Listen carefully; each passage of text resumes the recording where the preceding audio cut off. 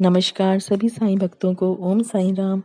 आज हम अध्ययन करेंगे पावन ग्रंथ श्री साईं सचेतर का अध्याय 15। इस अध्याय में जिन विषयों पर प्रकाश डाला गया है वे हैं नारदीय कीर्तन पद्धति, श्री चोलकर की शक्कर रहित चाय, 2 छिपकलियां। बाबा की कृपा और आशीर्वाद से अब हम अध्याय 15 की कथा आरंभ करते हैं। पाठकों को स्मरण होगा कि छठे अध्याय के अनुसार शिरडी में रामनवमी उत्सव मनाया जाता था। यह कैसे प्रारंभ हुआ और पहले वर्ष ही इस अवसर पर कीर्तन करने के लिए एक अच्छे हरिदास के मिलने में क्या-क्या कठिनाइयां हुई, इसका भी वर्णन वहां किया गया है। इस अध्याय में दास गणों की कीर्तन पद्धति का वर्णन होगा। नारदीय कीर्तन पद्धति। बहुधा हरिदास कीर्तन करते समय एक लंबा अंगरखा और पूरी पोशाक पहनते हैं। वे सिर पर फेंटा या साफा बांधते हैं और एक लंबा कोट तथा भीतर कमीज, कंधे पर गमछा और सदैव की भांति एक लंबी धोती पहनते हैं। एक बार गांव में कीर्तन के लिए जाते हुए दास गणों भी उपयुक्त रीति से सज धज कर बाबा को प्रणाम करने पहुंचे। बाबा उन्हें देखते ही कहने लगे, अच्छा दूल्हा राजा, इस प्रकार बन ठन कर कहाँ जा रहे हो? उत्तर मिला कि कीर्तन के लिए। बाबा ने पूछा कि कोट, गमछा और फेंटे, इन सब की आवश्यकता ही क्या है? इनको अभी मेरे सामने ही उतारो। इस शरीर पर इन्हें धारण करने की कोई आवश्यकता नहीं है। दासगणों ने इन वस्त्रों को कभी नहीं पहना। वे सदैव कमर से ऊपर अंग खुले रखकर हाथ में करताल और गले में हार पहनकर ही कीर्तन किया करते थे। यह पद्धति यद्यपि हरिदासों द्वारा अपनाई गई पद्धति के अनुरूप नहीं है, परंतु फिर भी शुद्ध तथा पवित्र है। कीर्तन पद्धति के जन्मदाता नारद मुनि कटी से ऊपर सिर तक कोई वस्त्र धारण नहीं करते थे। वे एक हाथ में वीणा लेकर हरि कीर्तन करते हुए त्रिलोक में घूमते थे। श्री चोलकर की शक्कर रहित चाय। बाबा की कीर्ति पूना और अहमदनगर जिलों में फैल चुकी थी, परंतु श्री नाना साहेब चांदोरकर के व्यक्तिगत वार्तालाप तथा दास गणों के मधुर कीर्तन द्वारा बाबा की कीर्ति कोंकण में भी फैल गई। इसका श्रेय केवल श्री दास गणों को ही है। भगवान उन्हें सदैव सुखी रखे। उन्होंने अपने सुंदर प्रकृति कीर्तन से बाबा को घर घर पहुंचा दिया। श्रोताओं की रुचि प्राय भिन्न भिन्न प्रकार की होती है। किसी को हरिदासों की विद्वता, किसी को भाव, किसी को गायन, तो किसी को चुटकुले तथा किसी को वेदांत विवेचन और किसी को उनकी मुख्य कथा रुचिकर प्रतीत होती है। परंतु ऐसे बिरले ही हैं जिनके हृदय में संत कथा या कीर्तन सुनकर श्रद्धा और प्रेम उमड़ता हो। श्री दासगणों का कीर्तन श्रोताओं के हृदय पर स्थायी प्रभाव डालता था। एक ऐसी घटना नीचे दी जा रही है।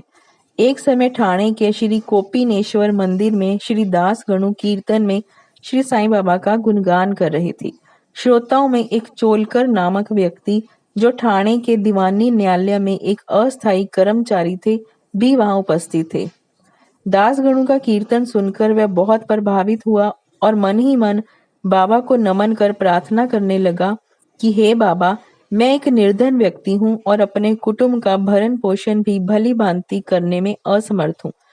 यदि मैं आपकी कृपा से विभागीय परीक्षा में उत्तीर्ण हो गया तो आपके श्री चरणों में उपस्थित होकर आपके निमित्त मिश्री का प्रसाद बांटूंगा। भाग्य ने पलटा खाया और चोलकर परीक्षा में उत्तीर्ण हो गया। उसकी नौकरी भी स्थायी हो गई। अब केवल संकल्प ही शेष रहा। शुभस्य शीघ्रम। श्री चोलकर निर्धन तो था ही और उसका कुटुंब भी बड़ा था, अतः वह शिरडी यात्रा के लिए मार्ग व्यय जुटाने में असमर्थ हुआ। ठाणे जिले में एक कहावत प्रचलित है कि नाणे घाट व सह्याद्री पर्वत श्रेणियां कोई भी सरलता पूर्वक पार कर सकता है, परंतु गरीब को उम्बर घाट ग्रह चक्कर पार करना बड़ा ही कठिन होता है। श्री चोलकर अपना संकल्प शीघ्र पूरा करने के लिए उत्सुक थे। उन्होंने मितव्ययी बनकर अपना खर्च घटाकर पैसा बचाने का निश्चय किया। इस कारण उन्होंने बिना शक्कर की चाय पीना प्रारंभ किया और इस तरह कुछ द्रव्य एकत्रित कर वह शिरडी पहुंचा। उन्होंने बाबा का दर्शन कर उनके चरणों पर गिरकर नारियल भेंट किया तथा अपने संकल्प अनुसार श्रद्धा से मिश्री वितरित की और बाबा से बोला कि आपके दर्शन से मेरे हृदय को अत्यंत प्रसन्नता हुई है। मेरी समस्त इच्छाएं तो आपकी कृपा दृष्टि से उसी दिन पूर्ण हो चुकी थी।